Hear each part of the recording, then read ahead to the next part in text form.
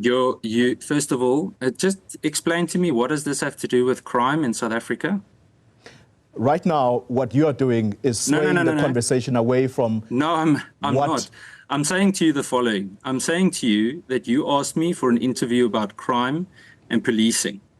And now for two-thirds of the interview, you're speaking about something that has been explained. It's been discussed. The DA has commented about it. I have commented about it. I've said that today I might do things differently. I said that 3 weeks ago already. Yeah, but you also say that you don't regret you it. you are not being truthful about the way that you are approaching this interview. You told me that tonight we were discussing crime.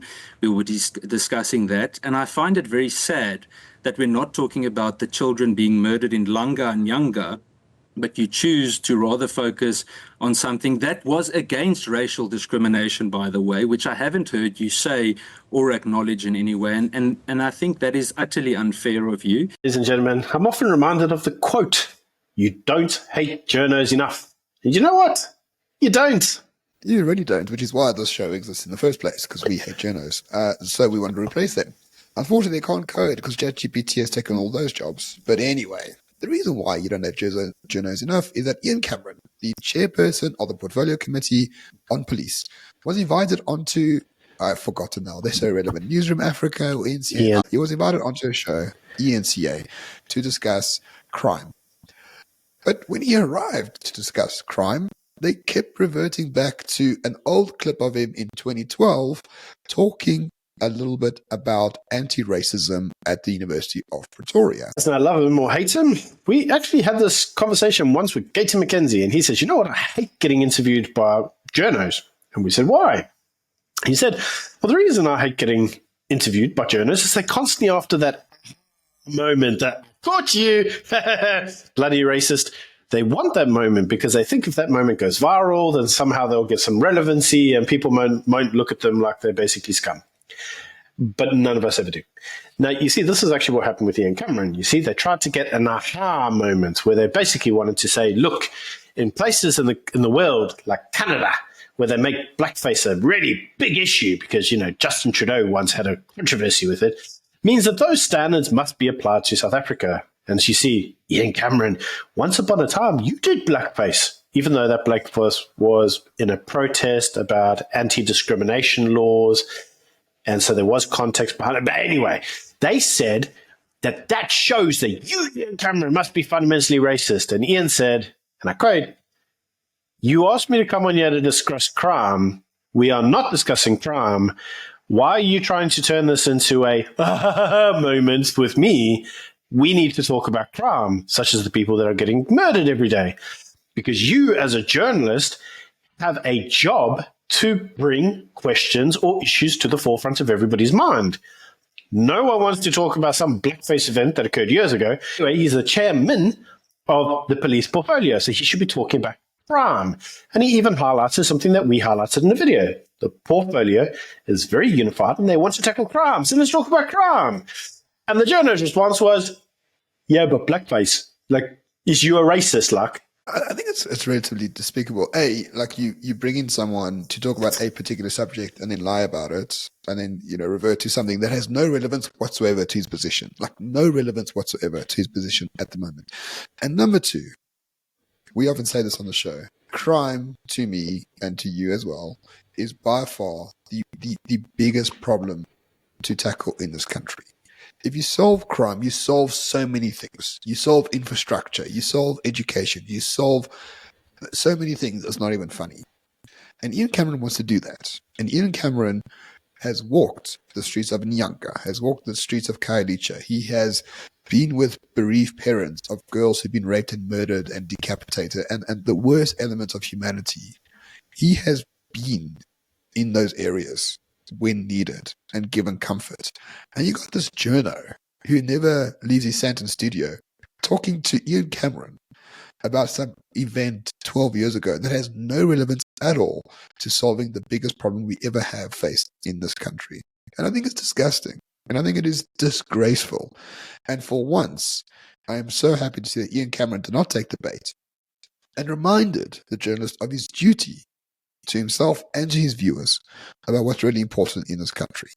And I am rather grateful that Ian understands how the media works and he refuses to play this stupid game. You know, people get killed and raped and murdered and all the other shit every single day in South Africa. But Ramon, how dare you do blackface?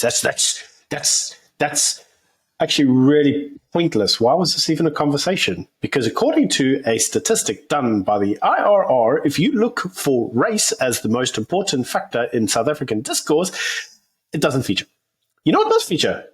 Jobs, load shedding, housing, crime. Yep, that's it, crime.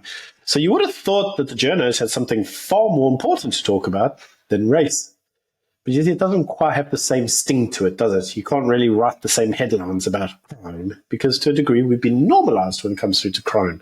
But really, I mean, you're stepping over the bodies of 80 people a day instead of trying to solve a real issue and actually questioning the person responsible for police things in Parliament, asking him, everything's out of control. How are you going to solve it? Because you've got a public money to do it.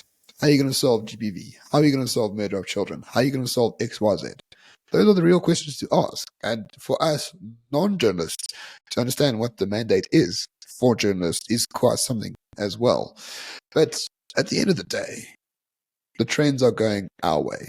Tucker Carlson's the biggest guy in media in the world at the moment. He's independent. Joe Rogan's big, independent. They eclipse all the major media guys. We are eclipsing most of the major media guys in this country as well. The trends are that these corporate media guys are going to die.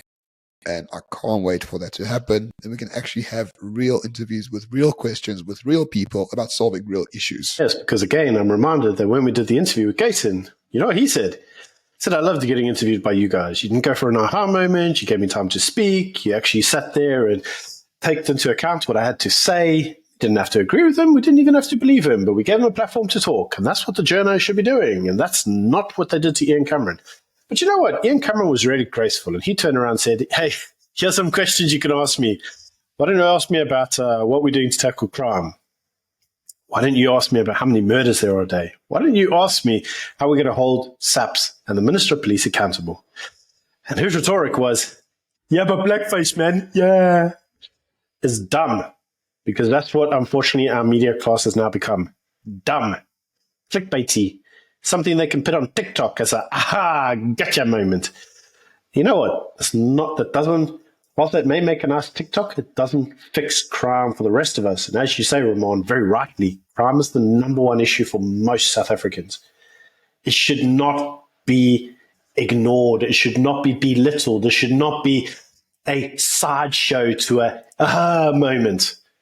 And as you rightly say, it's disgusting that ENCA would have a journo who would steep to this level in order to do this. But at the same time, I'm not surprised. I don't think anybody is, because this is what we've come to expect from the media class. Yeah, unfortunately, I'm surprised either. And the journal had the grace to say, well, what did the DA think about your blackface? And it's like, motherfucker, I work for the DA. What do you think? Like, obviously they know it. They saw it. It's not an issue. That's why I'm in this position of power. Like, I mean, come on. Come on. But anyway, we should pray for the downfall of mainstream media. It will make us much more powerful. It will make our contemporary people on YouTube here much more powerful as well. And you know what? We don't have to kill them because they're just committing suicide by themselves. So there's the upshot of this whole scenario.